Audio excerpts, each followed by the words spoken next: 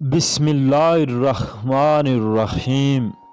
شروع اللہ کے نام سے جو بڑا مہربان نہایت رحم والا ہے۔ اللہ والے کی جانب سے اللہ والوں کے لیے کسی بھی وجہ سے گناہ نہ کرو، کیونکہ وجہ ختم ہو جائے گی لیکن گناہ نہیں۔ ہر نیکی کے لیے تکلیف اٹھا لیا کرو، کیونکہ تکلیف ختم ہو جائے گی لیکن نیکی نہیں ختم ہوگی۔ چیخ و پکار انسان کے وقار میں کمی کا باعث بنتی ہے۔ لوگوں کو اپنی خاموشی سے خوف زدہ کرنا سیکھو۔ جب آپ وصیت نامہ لکھنے بیٹھو گے تو آپ کو پتہ چلے گا کہ وہ واحد شخص جس کا آپ کے مال میں کوئی حصہ نہیں ہے وہ آپ خود ہیں۔ اس لیے جتنا ہو سکے اپنی زندگی میں ہی آخرت کے لیے ذخیرہ کر لو۔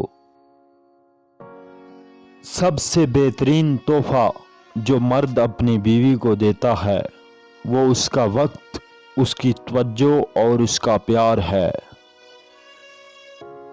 ٹوٹے ہوئے دلوں کو کبھی جوڑ کر تو دیکھو۔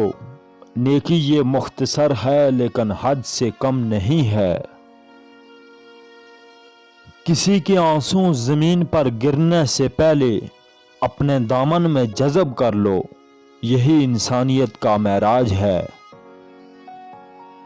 مشکلوں سے لڑنا نہیں بلکہ سنبھل کر گزرنا سیکھو، ورنہ آپ کی شخصیت تباہ ہو جائے گی۔ تقدیر کے لکھے پر کبھی شکوہ نہ کیا کرو۔ آپ اتنے عقل مند نہیں ہو کہ خدا سے زیادہ سمجھ سکو۔ دولت دنیا کی ہو یا ایمان کی، جتنی بڑھتی جائے گی اتنی نیند کم ہوتی جائے گی۔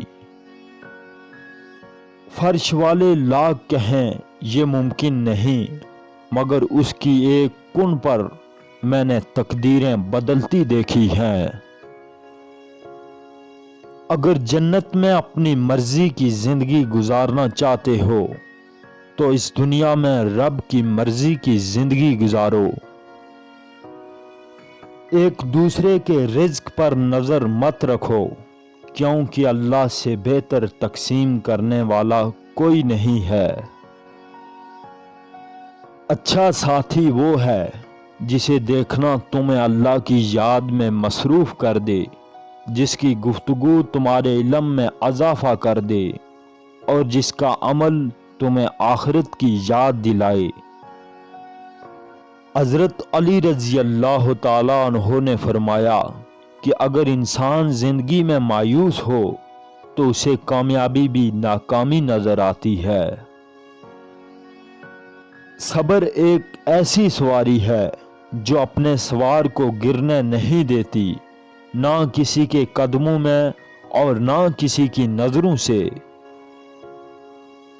مشکل کام بہترین لوگوں کے حصے میں آتے ہیں کیونکہ وہ انہیں حل کرنے کی بھرپور صلاحیت رکھتے ہیں۔ نفس وہ بھوکا کتا ہے جو انسان سے غلط کام کروانے کے لیے اس وقت تک بھونکتا رہتا ہے جب تک وہ کام کروا نہ لے، اور جب وہ کام کروا لیتا ہے تو یہ سکون سے سو جاتا ہے اور ساتھ ہی ضمیر کو جگا دیتا ہے۔ حضرت علی رضی اللہ تعالیٰ عنہ نے فرمایا کہ مجھے اس شخص پر تعجب ہے جو روز دیکھتا ہے کہ اس کی عمر اور سانسیں کم ہو رہی ہیں لیکن وہ پھر بھی آخرت کی تیاری نہیں کرتا۔ جب آپ کا دل بغیر کسی وجہ کے اداس رہنے لگ جائے تو سمجھ جائیں کہ روح اللہ کا ذکر مانگ رہی ہے۔